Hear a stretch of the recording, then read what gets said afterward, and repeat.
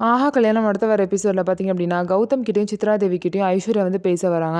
"என்ன நான் பேச வரத கூட கேட்காம ஏதோ வேலையில இருக்க மாரி ரொம்பவே சந்தோஷமா இருக்கீங்க. அனாமிகா வந்து எவ்வளோ ஜெயிலுக்கு போமாட்டா. அவள அப்படியே விட்டுருவாங்க. பொண்ணுன்னு சொல்லிட்டு பாவப்பட்டு விட்டுருவாங்க. அவ பண்ண தப்பெல்லாம்" அப்படின்னு சொல்லிட்டு தான் நான் நெனச்சுட்டு இருந்தீங்க.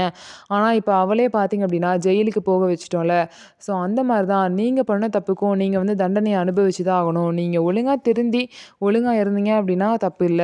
ஆனா இப்படியே திருந்தாம இருந்தீங்க அப்படின்னா, கண்டிப்பா உங்களுக்கும் கிடைக்க வேண்டிய தண்டனை கிடைக்க தான் போகுது அப்படின்னு சொல்லிட்டு, ஐஸ்வர்யா வந்து கௌதமியும், சித்ரா தேவியும் சொல்லுவாங்க. இதே கேட்டு பார்த்தீங்க அப்படின்னா, அவங்க 2 பேருமே வந்து பயந்துருவாங்க. அனாமிகா நிலைமை நமக்கும் வந்துருமோ அப்படின்னு சொல்லிட்டு கொஞ்சம் உஷாரா இருப்போம் அப்படின்னு சொல்லிட்டு உஷாரா இருப்பாங்க. ஸோ கூடிய சீக்கிரமே கௌதமும், சித்ரா தேவியும் திருந்தி ஐஸ்வர்யாவ ஏத்துக்க தான் போறாங்க. அதுக்கப்புறம் ஃபேமிலியா சேர்ந்து எல்லாருமே சந்தோஷமா இருக்க போறாங்க. இப்ப அனாமிகா ஜெயிலுக்கு போனனால பிரபாவும், விஜயும் புதுசா வாழ்க்கைய தொடர்ந்து சந்தோஷமா இருக்காங்க. ஸோ இனிமே அனாமிகானால எந்த ஒரு பிரச்சனையும் வராது. ஸோ நம்ம வீடியோ உங்களுக்கு பிடிச்சிருந்தா, நம்ம வீடியோவ லைக் பண்ணிக்கோங்க. மறக்காம நம்மளோட சேனல சப்ஸ்கிரைப் அண்ட் ஹைப் பண்ணிட்டு பாருங்க.